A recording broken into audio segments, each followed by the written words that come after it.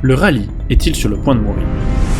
De plus en plus, au fil que les années passent, le championnat du monde du rallye, le WRC, est dans une situation incertaine. Et tandis que la FIA et son président préfèrent donner des amendes au moindre phoque en interview, personne ne se soucie de la situation préoccupante du WRC. De plus en plus, le championnat peine à intéresser les constructeurs automobiles, si bien que désormais, seuls Toyota, Hyundai et Ford, par le biais de l'équipe privée M-Sport, sont engagés dans la compétition. Sauf que la présence de Hyundai interrompt. Thierry Neuville reconnaissait lui-même en interview au Kenya que l'avenir de l'équipe restait encore flou, alors que le constructeur coréen entrera avec Genesis en endurance dès l'année prochaine. De plus, il faut souligner une chose, l'intérêt du Rallye 2 est plus important que celui du Rallye 1.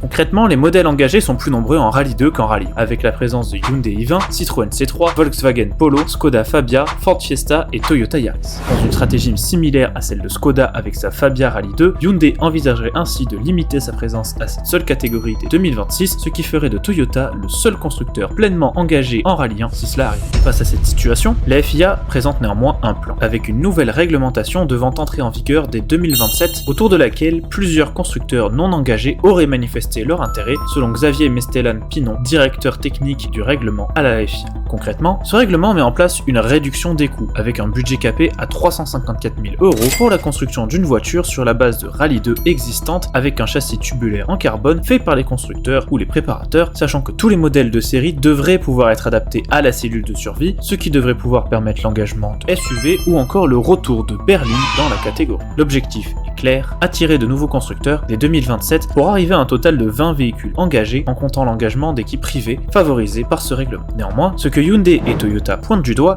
c'est le timing. En effet, les détails de ce règlement ne devraient être révélés qu'au cours du mois d'août, et les équipes craignent que le délai soit trop court, en particulier en ce qui concerne l'engagement de nouveaux constructeurs dans la catégorie. Reste à voir donc si le projet de la FIA portera ses fruits, car il en dépend de l'avenir du rallye.